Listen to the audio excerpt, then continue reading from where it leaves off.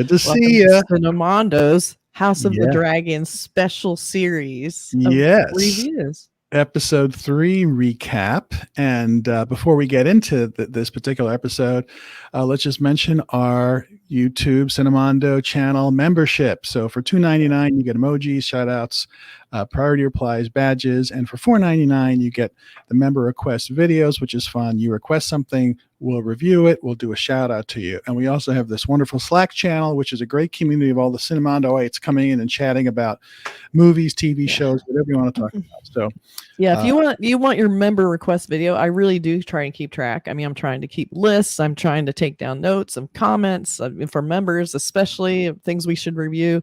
But if you really want some direct access, Slack's the way to go.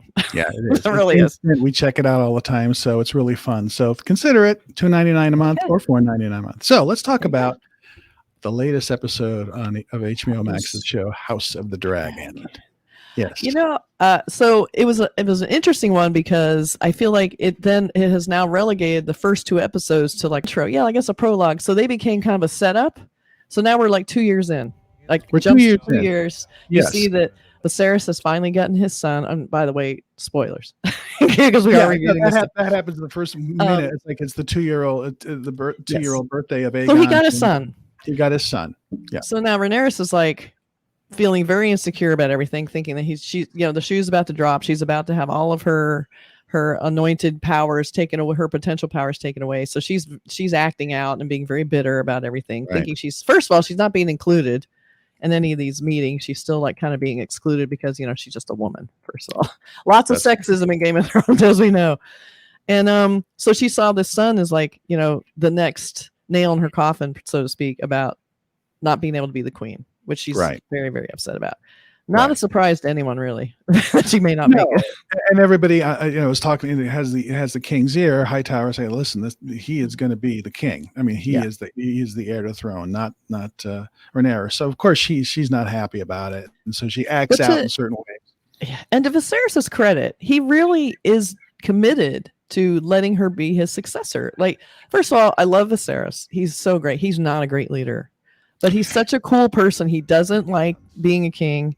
He clearly is showing like the bitterness and the weight and the weariness of wearing the crown. He's just getting drunk all the time. He knocked his wife up again. She's pregnant. She's about to have another baby. So it's another boy. Now she's even that further away from the throne. So I love him for that. And the scene I hated most of all, when they're going to kill the stag. And they're like, here's your spear. You can kill a stag. He didn't even want to do that, which I love him for that. He was like, oh, do I have? I don't want to kill a stag. Do any of this stuff. He didn't want to do any of it. Hunt, he doesn't want it. Like he kind of half stabs, half stabs the stag. And so it's torturing it basically. Yeah. So it's really screaming, and it's like we know. I had to fast forward CGI here, but it's still what it is. And then so his, the guy goes, you have to over here a little bit to the left, and really, and so it's like, oh my God, this is just agonizing. And it was agonizing for us to watch it. It was agonizing for him to do it. So, and he doesn't want war, like there's all this stuff happening at the stepstones with the crab people and, all that kind of stuff. He doesn't want to get involved, and also technically, his brother is over there, Daemon, who's sort of taking care of things, supposedly. Like it's sort of his job. He and the sea snake are over there trying to take care of the crab eater or whatever he is. Yeah, and but they're not doing a good job of it because it's been 3 years of this shit and it's still happening. And they're like, you guys, we're at the turning point right now. We got to do something. And the king's still like, because he's a king of no war. He doesn't want to be at war. He doesn't have any taste for it. And but people are starting to question him now. They're thinking he's weak. That's not the problem about Game of Thrones. The problem about being king, you have to show force, and in our history, it's like you attack when a sense of weakness, you attack. So Damon's there. The first scene is like he's running. He's on top of the dragon, and he's flaming out all these enemies. And you think, oh, things must be going well, but not really. Not really. Yeah, he jumps off of there and takes off his helmet. He looks really cool. He's all like, then all of a sudden they're like, oh, by the way, and this is the kill the messenger thing. We have a message from the king who's sending you help. Huge insult. Yes. He was just like, you could just see just blood boiling. He was like, what? And then he starts killing messenger. Yeah, he's a beating head messenger over the head with Poor with messenger. his armor. Yeah. So Oh, but one more quick thing. yeah.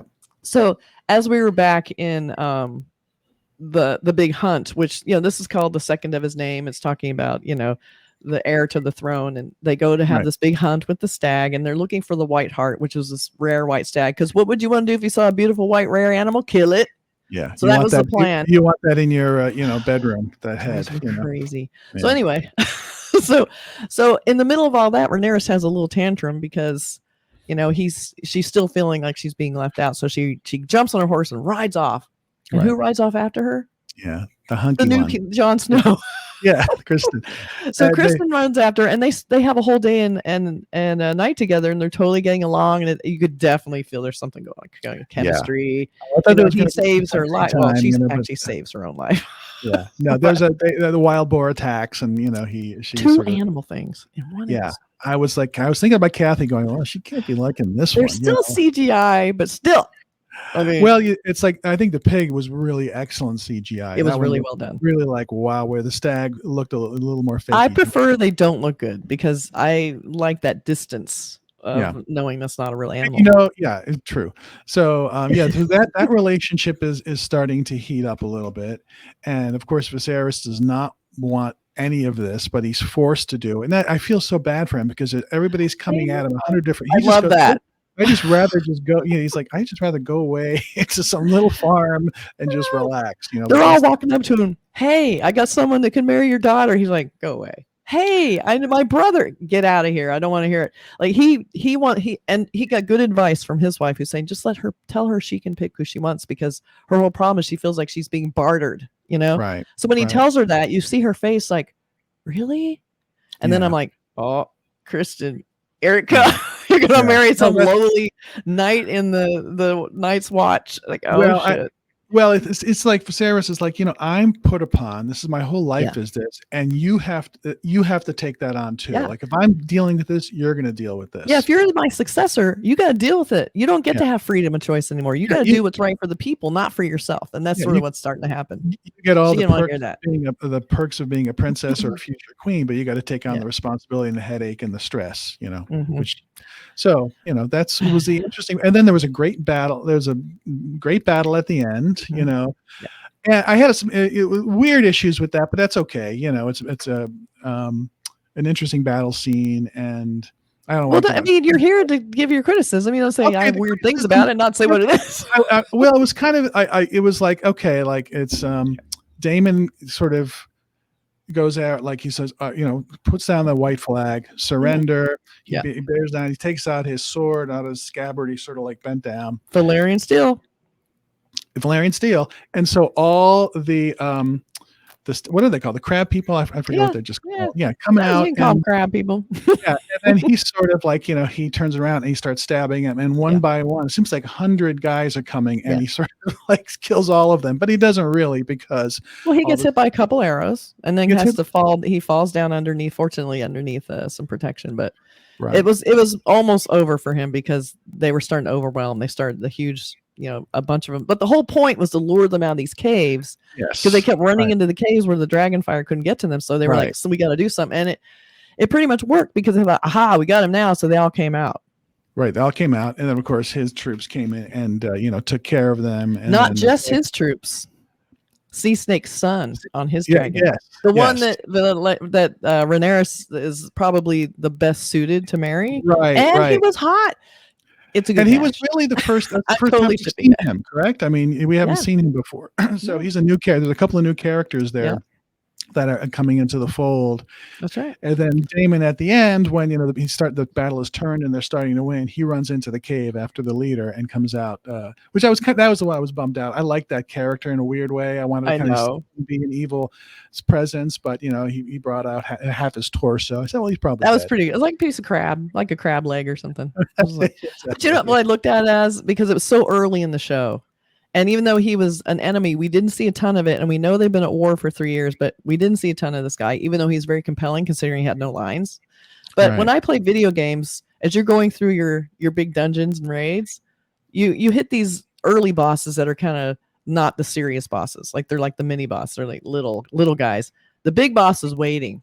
So Right. they take Right. out this little boss, so that was already hard. They barely did it, right? Right. So Right. there's There's guarantee something there's else. way worse Sure. coming, which we know Yeah. it has to happen. Yeah. But I did like that he went in there, looked like a freaking hero, looked like a strong leader. Yes. Oh, He did absolutely. I not mean, want the help from his brother. Did not right. want it, and he took it into his hands. Finally, got serious and He's much got the more. shit done. He's much more king material than Viserys is. He's so good. That was a not, great scene. yeah, and he really brings it. Matt Smith brings it as a character, and this episode overall, the first two episodes were more sort of talky, political in the room. This had much more action, and you're also the first time we got to see real outside locations. Yeah. Like they were really out in the woods. They were really out, as opposed to the dark sort of CGI village. Exactly. So that was kind of, it really expanded the world, for this series anyway. So. And when you think about the first, well, you didn't see the first season of Game of Thrones, but you saw the first few episodes. But I did, the first season of Game of Thrones was pretty contained. They didn't have big battles, and when they did, you didn't really see them. Like they kind of cut away. Right. So in this one, you got to actually see a battle pretty soon, like pretty early in the show, which was kind of like, whoa, I can't believe they're already doing a big battle. It was kind of cool. I like that they haven't held back on dragons and they're not holding back on big battles. And so that's kind of promising, I think, because we had to really wait in Game of Thrones to get to some juicy stuff like that. Well, I think House of the Dragon, they have to bring the dragons, they have to bring them, and they have. Yeah, but they could tease them, but we're seeing them a lot. I mean, and the show, just as far as ratings is concerned, the first episode was 10 million or so. This last episode is 25 million. So thanks to our podcast, really we're helping bringing the eyeballs to the show. It's all because of us that this show is succeeding. Yeah, the first one was 10 million. They said, all right, we're going to start doing this and bring it up to 25. After this review comes out, they're probably going to go to 30 million, I would think. HBO Max keeps calling me, but I don't take the calls. But no, anyway, I really liked it, despite the animal violence. I know it's going to be part of it, and the misogynistic that's part of this. If you know it going in, but I also know that the female characters will rise up and control this stuff. Hopefully they won't be punished like they were in Game of Thrones Rising Up. I don't know. Maybe it's 200 years earlier, so who knows? Maybe they will. I do feel like part of the point is to show that there is misogyny, because it was not easy in the Game of Thrones universe. It's not easy for women because they're being treated like many medieval women, like all they're good for is getting pregnant, which a lot are. So they, even in this episode, they're being bartered for marriage, bartered for kids, bartered for, the house name. They're not really people. And so that's why, bless his heart, Viserys keeping Rhaenyra in line of succession is showing his dedication to a woman can be queen, and that is all you need. Right. And she's strong as hell. She's really strong. Badass. She's the only woman not wearing a dress.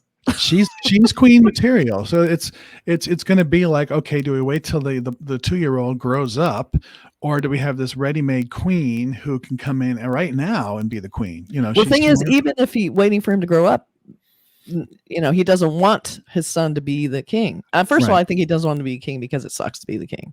I think that's part of it. But also, he's not going to go back on his word, which is good and bad. I love him for it, but it's probably going to be his downfall. Yeah, I know. Well, Sadly. it's he's a good man who doesn't want to be king, and that's the central part. And Patty Considine is a perfect actor because he's good at being cuddly. He's a good guy as an actor. I've seen him as a good guy in a lot of roles. So he's sort of, even with the he reminds me of Sam Rockwell, kind of. Interesting. Yeah. No, he just has a very likable vibe to him. So you want him to succeed, but there's a lot of people that are going to try to bring him down. But even it's like when you're looking at the show and you see him and then you see Matt Smith is blowing everyone away. He was so good in this episode. I love him anyway from Doctor Who. He's one of my favorite Doctor Who's. Yeah. He's so good in this because you see he's just seething in every scene. Just he just looks so angry and so messed up and so he's just so bitter. I love him so much. And he wears that white wig so well. Yeah. Will there be a confrontation between those two? Will that be what the episode 11 will be, like the final battle between brothers? I mean, I'm hoping it'll be a really cool small scene, a cat and mouse in a room talking it out first, because I want to see them. What I hate is even with the Crab King, we don't get a confrontation. We get a Right. battle where they blow each other away. That's not. Right. I want to hear them talk about it. Like I I hate in agree. movies where they set up a big villain and then our antagonist, and then they just sort of go right to the fighting. Where I want to Yeah. hear like a really smart back and forth kind of I really intense agree. Game of Thrones conversation. But Yeah. this one No. seems to be able to do that because there was some really juicy kind of Game of Thrones playing going on too. It's great to have the battle scenes because you have to bring that, but Yeah. the core of this show is a smaller show, less Yeah. characters, and Mhm. maybe, I hope you're right that that's what happens as we I move hope so forward. too. But we'll I see. want to But see the brothers talk. They need to talk. they will. They will. They got to get past this war first, I guess. Technically, But Damon is the successor, technically, right now. And he's pissed that he was not named successor. He is the natural one in line as the right, man. right. So And no wonder he's mad. he's got his his allies. So it's how that sets up is really what this show's about. So I thought it was a great episode, Really strong.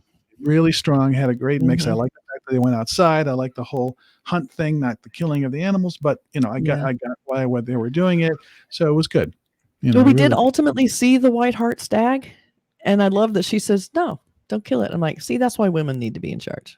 You don't want to kill the white stag. You want I to let it know. live. It's good luck. Let it reappear again. And it was very well directed by Greg Yaitanes, and Yes. he co-wrote it with Ryan Condal, the showrunner. So Yeah. kudos to a really good episode. Yeah. And if you're not watching this show, get on board. Okay, Get on This is a board. You guy can who tell likes to these watch a lot of people. Game of Thrones, so I'm telling you, this is a very accessible show. And when I'm done with these 11 episodes, I can fold right into. That's right. You'll roll right in. Know all this backstory. Exactly. Well, I really liked it. It's really well produced, and you can tell they really care about the show and the production values. So Absolutely. I appreciate the Great love stuff. that's going into their production because they had everything against them. People were like, Game of Thrones, no one cares. And they were like, oh, we're putting out the show and no one cares. But hey, guess what? They do. And They're people are showing catching on. People are watching it, so it's going to be a huge hit. If It's going to not be already. huge. It already is huge. I mean, 25 million is crazy. Yeah, it's a pretty good one. Yeah. All right. All right. Thanks for watching. We'll see you next week as See you we take next a look at week. another episode. Bye, all. Bye.